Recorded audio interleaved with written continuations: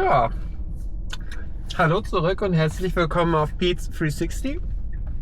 Heute fahre ich mal nicht mit dem Dacia, sondern mit dem Tesla gerade von der Arbeit zurück. Ähm, Wir sind Tesla, Baujahr 2024 Januar, den ich mir damals gekauft hatte. Und heute wollte ich mal euch zeigen, was eigentlich der Standard Autopilot macht, wie er fährt.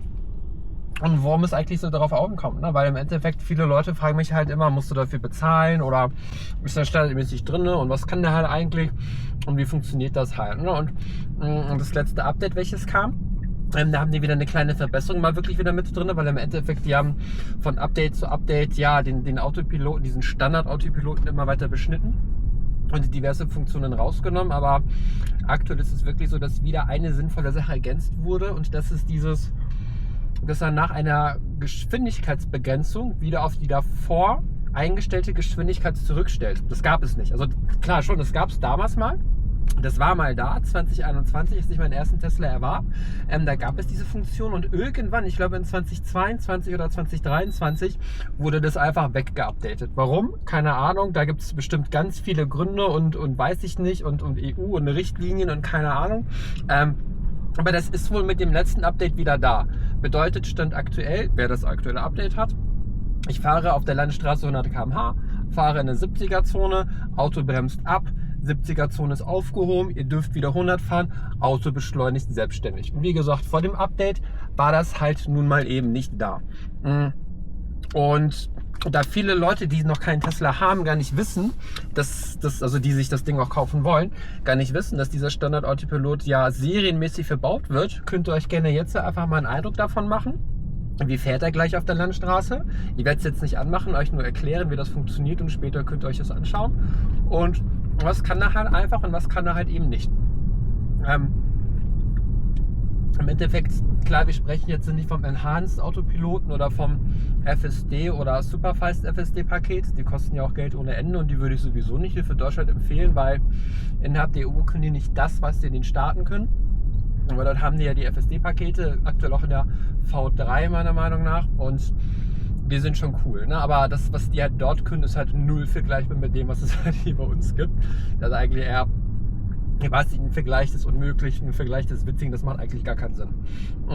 Bedeutet, hier hat man, also im Highland, vorher war es halt anders mit dem Blinkerhebel oder mit dem Gangwahlhebel auf der rechten Seite. Jetzt hat man halt hier quasi einmal rechts das Rädchen, sofern ich ihn einmal drücke, ist der Tempomat aktiviert und sofern ich den zweimal drücke, schaltet er halt in den eingestellten Autopiloten. Und ich hatte den schon vorher so konfiguriert, dass er die Geschwindigkeit, nachdem ich dann quasi die 70er-Zone als Beispiel wieder verlasse, auch wieder auf 100 übernimmt. Probieren wir gleich mal aus, wenn ich hier die Stadt verlasse. Und dann könnt ihr euch gerne mal davon ein Bild machen. Der kann jetzt nicht automatisch blinken, der kann jetzt nicht automatisch die Spur wechseln, der hält jetzt nicht bei Rot oder ähnliches, aber als Beispiel im Stau, wenn ihr hier zum Stillstand kommt, dann fährt das Auto auf jeden Fall selbstständig wieder an. Oder an einer roten Ampel, wenn ihr dann halt irgendwo auf der Landstraße im Autopiloten drin seid und ihr Fahrzeuge vor euch habt, dann würde er auch wieder anfahren. Aber er erkennt zwar hier, das seht ihr auch schön, dass die Ampel gerade grün geschaltet ist, würde aber bei meinem Paket nicht selbstständig wieder losfahren, sobald die Ampel auf grün schaltet. Sofern dann der Autopilot aktiviert wird, habt ihr erstmal ein ganz merkwürdiges Gefühl, weil das Lenkrad ist bombenfest. Also das ist halt nicht wie bei anderen Fahrzeugen, wo es halt relativ leicht zu übernehmen ist. Also ihr spürt richtig, dass das Fahrzeug gerade die Kontrolle hat oder vermutet die Kontrolle zu haben und ihr merkt auch, dass dieser Autopilot aktiviert ist. Es gibt dann immer solche Geräusche, die nochmal zusätzlich kommen, sofern ihr den aktiviert. Viele streiten sich, ist mir zu viel und keine Ahnung, aber ganz ehrlich, mich hat es noch nie gestört. Also das ist mir sowas von egal, ob der jetzt bimmelt oder nicht, weil ich meine, ich habe jetzt den Joey-Modus an, dadurch ist er etwas leiser, aber ich habe den gerade kurz aktiviert und wieder deaktiviert und ich glaube, ich weiß gar nicht, könnt ihr das wahrnehmen? Habt ihr das gehört? Können wir ja nachher nochmal testen, aber auch auf der Autobahn Spurwechsel, Autopilot an, fahren, Spurwechsel, Autopilot aus und wieder einschalten. Also mich stört es halt einfach gar nicht. Also ich kann die ganzen Leute nicht verstehen, die echt sagen, mich regt es jetzt so auf, dass dieses Auto die ganze Zeit bimmelt. Eine Sache kann ich verstehen, wenn ihr im Autopiloten seid, aber nicht reagiert und er gibt euch gerade die Warnung aus, bitte lenk oder bitte gib mir ein bisschen Gewicht hier am Lenker, dass ich weiß, du bist noch da und die dann nicht reagiert. Irgendwann kriegt ihr einen Strike und fliegt raus und könnt während der Fahrt das Ding halt nicht mehr bedienen im Autopiloten. Da kann ich verstehen, wenn man sagt, ich reg mich jetzt auf, weil das Fahrzeug bevormundet mich und ich selber möchte entscheiden, wann nutze ich ihn und wann nicht. Und wenn ich nicht aufpasse, okay, das ist so doof, aber im Endeffekt ist halt jeder selbst dafür verantwortlich. Ne? Aber das Gebimmel, die Geräusche, die jucken mich null. Hier als Beispiel jetzt, wenn wir auf der Landstraße wären, ohne einer mittleren Spur, könnte ich den Autopiloten nicht aktivieren, weil das Fahrzeug benötigt hier innerhalb Deutschlands immer noch die klare Trennung des Gegenverkehrs und würde halt so nicht funktionieren. Also ich kann ja mal klicken, aber man sieht Fehlermeldung, nicht verfügbar, weil wie gesagt in der Mitte fehlen die schönen Striche. Wenn der Autopilot dann aktiviert ist, kann ich ihn eigentlich ganz leicht entfernen oder ganz leicht wieder ausschalten. Entweder ich drücke den Knopf hier nochmal, also diesen diesen Drehregler, oder ich lenke einfach relativ hart. Also relativ hart, das klingt jetzt doof, das ist jetzt nicht so, dass ihr das Auto irgendwie komplett nach links oder rechts reißen würdet, aber indem ihr halt einfach Kraft aufwendet, um aus diesem forcierten, ich kann nichts mehr machen, rauszukommen, löst ihr halt einfach die Sperre aus und ihr habt wieder die Kontrolle über das Fahrzeug. Oder ihr bremst halt einfach. Sobald ihr bremst, ist es sofort weg und ihr könnt wieder ganz normal fahren. Ich habe den bei mir so eingestellt, es ist nämlich individuell, dass ich bei einmaligen Betätigen direkt in den Autopiloten bin. Das mache ich jetzt gleich mal, also Landstraße. Hier ist noch 50, also ich fahre mal erstmal einen Tick langsamer. Oh, wir werden gerade außerorts, ne? Ich fahre jetzt mal schneller, also die 50 stimmt hier nicht, hier ist außerorts. Aktiviere den Autopiloten und sehe bei der Geschwindigkeit, die ich gerade... Achso, jetzt übernimmt er die 50. Die kann ich nicht überschreiben. Okay, also schon mal das erste Problem, was mich nervt. Ihr könnt erst dann quasi die Geschwindigkeit überschreiben, wenn ihr außerhalb der Zone seid, wo das Kartenmaterial eine falsche Geschwindigkeit noch gelistet hat. Aber das ist ein anderes Problem, da kommen wir später nochmal drauf zu. Jetzt fahre ich mal kurz 100 km/h, beschleunige hoch. Das ist nämlich mittlerweile wieder erlaubt. Und aktiviere mit dem Knopf den Autopiloten. Ihr seht jetzt hier die zwei blauen Striche und wisst, ihr seid im Autopiloten drin. Der Enhanced Autopilot oder FSD würde das anders darstellen. Hier habt ihr auf jeden Fall die zwei Balken links und rechts vom Fahrzeug und könnt jetzt erstmal die Hände wegnehmen. Bei den jüngeren Modellen habt ihr da vorne ja die kleine Kamera verbaut. Die checkt und prüft, ob ihr auf die Straße schaut und ob ihr eventuell... Oh, jetzt kommt gleich 70, schauen wir mal, wann er das übernimmt. Jetzt, er bremst runter, 92 km/h. Ich habe noch nichts übernommen, ich lasse das Fahrzeug immer noch komplett alleine fahren und er geht auf 70. Ich mache mal auf 73 oder auf 72, weil das ist mir noch ein Tick zu langsam. Genau. Und dann fahren wir einfach im Autopiloten. Ihr seht natürlich auch mal schön den Gegenverkehr, alles Mögliche. Aber es funktioniert halt erstmal ganz gut. Ne? Und genau, ihr habt es gerade gesehen. Rädchen, ich drehe nach oben, er beschleunigt, ich drehe nach unten, er nimmt Geschwindigkeit wieder raus. Aber was ich gleich wisst, obwohl jetzt weiß ich gar nicht, ob das funktioniert, weil jetzt habe ich ja bei der 70er-Zone die Geschwindigkeit manuell nochmal angepasst. Und später, wenn die 70er-Zone wieder aufgehoben wird, weiß ich nicht, ob er dann wieder auf 100 km/h automatisch hochbeschleunigt. Nochmal kurz zur Kamera.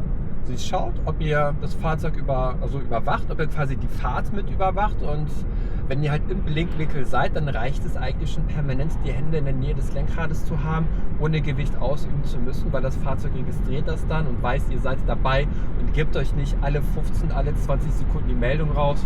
Und ihr seht es schon schön, ich habe nichts gemacht, ich habe nicht am Rädchen gedreht, obwohl ich in der 70er-Zone manuell nochmal angepasst habe. Er fährt trotzdem wieder auf 100 km/h hoch. Finde ich super, super cool, weil das war echt nervig, jedes Mal wieder korrigieren zu müssen. Jetzt 70, er fährt mir etwas stark rein, hat aber wieder alles geschafft, die Kontrolle übernommen und bremst auf 70, reduziert auf, also er bremst nicht, er rekuperiert auf 70 km/h, sodass wir ein bisschen Energie zurückbekommen. Jetzt wieder 100, hat er auch wieder schön übernommen und fährt einfach weiter. Und ich weiß jetzt natürlich nicht, wie das bei den jungen anderen Modellen ist, also von BMW oder von Mercedes oder von Audi. Also ich spreche jetzt nicht von den hochpreisigen Autopilotsystemen, sondern einfach von den Standardsystemen. Hier erkennt ihr ja schon aufgrund der Spurführung, dass diese Lenkunterstützung eigentlich relativ also relativ starke Wege fahren kann. Das finde ich halt, ich weiß nicht, ziemlich stark, ne? Weil im Endeffekt bei den meisten Fahrzeugen könnte ich mir das schon gut vorstellen, dass ihr euch hier halt einfach, rausschmeißt. Ihr kriegt keine also vielleicht kriegt man ja auch eine Warnmeldung, aber ich glaube, die Art und Weise, wie Tesla die Kurven nimmt, ist halt fast einmalig. Also jetzt wieder 70. Ich hoffe, der reduziert gleich wieder runter am LKW vorbei. Ich war vorsichtig auf der Bremse. Gegenverkehr, also hier Querverkehr. Ihr habt es gesehen, bei Querverkehr ist mir aufgefallen, hat das aktuelle Update irgendwie ein bisschen mehr Respekt vor. Ich finde gut, dass er da abbremst, aber wenn ihr jemanden hinter euch habt und das Fahrzeug bremst zu doll ab, ist das schon so ein bisschen, ich weiß nicht, also ich weiß mittlerweile, dass er beim Fernverkehr oder bei Querverkehr halt immer ein bisschen vorsichtiger aktuell ist und kann halt schnell, indem ich meinen Fuß auf dem Gaspedal habe, nachjustieren, aber das war mir halt nochmal aufgefallen im Querverkehr, dass sofern er das auf der Straße erkennt, er da halt echt ein bisschen vorsichtiger ist als in den Versionen davor.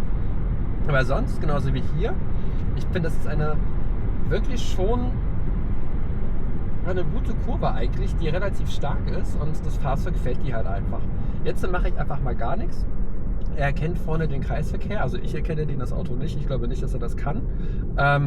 Bremst mir relativ früh ab, ich habe den aber noch nicht rausgenommen und ja gut, jetzt muss ich übernehmen, der blinkt zum Glück und jetzt fahre ich mal in den Kreisverkehr rein.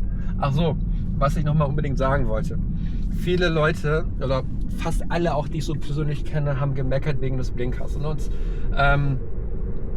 von wegen, weiß nicht, es sei kompliziert, es sei nicht einfach, es sei nicht intuitiv und im Kreisverkehr, du musst drehen und hin und her und dann weißt du nicht, wo du hindrücken musst. Also, ich meine, anfangs ja, als ich mich dran habe gewöhnen müssen, fand ich das auch schwer. Aber mittlerweile finde ich es wirklich leichter, als den Blinkerhebel zu haben. Weil wenn ich in einen Kreisverkehr fahre, fahre ich meistens mit einer Hand. Und mit einem anderen Fahrzeug, dem Dacia zum Beispiel, muss ich die andere Hand als Unterstützung nehmen, mit der linken, womit ich blinke, zum Wählhebel gehen oder zum Blinkerhebel gehen und dann einfach die Richtung setzen, in die ich fahren möchte. Bedeutet, ich werde gezwungen, oder es ist ja eigentlich gut, mit zwei Händen zu fahren, aber ich muss meine andere Hand zur Unterstützung nehmen, weil ich halt sonst nicht hätte blinken können. Und bei dem System jetzt hier, wo ihr die Blinkertasten genau am Lenkrad habt, ihr lenkt ja mit und egal, wo ihr halt hinlenkt, der Blinker bewegt sich mit in die Richtung. Und ihr müsst euch eigentlich nur eine Sache merken. Ihr habt hier so einen Strich. Über dem Strich, wenn ihr blinkt, ist immer in die rechte Richtung und unter dem Strich ist immer in die linke Richtung. Und dieses Strich oben, ihr seht es jetzt hier quasi, Strich unten, also rechts oben, links unten, das ist sehr leicht zu merken und egal wie das Lenkrad jetzt ist, weil die Hand, die geht ja mit, es ist immer gleich. Und ich habe mich daran sehr schnell gewöhnt und finde dieses Blinken wirklich leichter, weil wenn ich in einen Kreisverkehr fahre und raus möchte, brauche ich keine zweite Hand. Das finde ich super einfach. Aber ich habe schon wieder viel zu viel geredet und wollte ja eigentlich nur über diesen Autopiloten quatschen, diesen Standard-Autopiloten. Von daher komme ich mal kurz zum Schluss. Also, wenn ihr einen Tesla kauft, ihr habt dieses Paket, was ihr gerade bei mir gesehen hattet, immer mit drin. Ihr müsst es nicht zusätzlich käuflich erwerben. Es ist einfach egal, ob Model Y, Model S, Model X, Model 3. Es ist immer mit drin. Und das ist halt echt cool, ne? Weil das ist halt, ja, kostenlos nicht. Man bezahlt das ja schon irgendwo mit. Aber ihr müsst es nicht aufpreispflichtig bestellen. Stadt würde ich nicht empfehlen, obwohl viele das auch in der Stadt nutzen. Deshalb mein Fazit. Land, ja. Autobahn, ja. Er hat seine Schwächen. Die müsst ihr natürlich kennen. Wenn ihr die Schwächen kennt des Autopiloten, dann ist es super traumhaft, mit dem zu fahren und er nimmt euch auch wirklich viel Arbeit weg. Die einzige Schwäche, die mir aktuell auf der jetzigen Version einfällt, ist halt wirklich der Querverkehr. Das finde ich schon, das muss man verstehen, wann das passiert, dass das Fahrzeug auf einer Landstraße abbremst wegen des Querverkehrs, weil da halt irgendetwas sieht. Ist okay, dass man das macht, aber man muss es wissen, weil wenn man das weiß, dann kann man sich ja darauf vorbereiten und gut ist, weil keiner schläft ja während der Strecke. Wir gucken hier die ganze Zeit hin. Wir sehen ja sofort, wo fahre ich hin und was passiert. Von daher finde ich es kein Problem. Und wenn ihr das nicht habt, dann fährt dieses Auto im Autopiloten, also aktuell hier, Kilometer und Stunden weit, ohne dass er euch nervt, weil ihr müsst kein Gewicht mehr ausüben. Er sieht, dass er auf die Straße schaut und es ist einfach ein super schönes Gefühl. Und in diesem Sinne, genießt das Wetter, entspannt euch, habt eine schöne Zeit und bis zum nächsten Mal. Tschüssi!